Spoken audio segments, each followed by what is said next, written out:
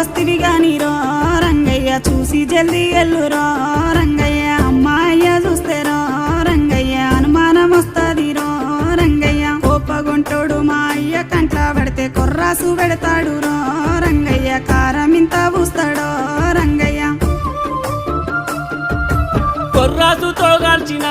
మంగమ్మ ఇష్టంగా భరిస్తనే మంగమ్మ కారమెంత పూసినా మంగమ్మ కష్టం గోర్చుకుంటనే మంగమ్మ నువ్వు వచ్చేదాకా నేను వాకిట్లనే నక్కోలే కూసుంటనే మంగమ్మ పక్కేసి పడుకుంటనే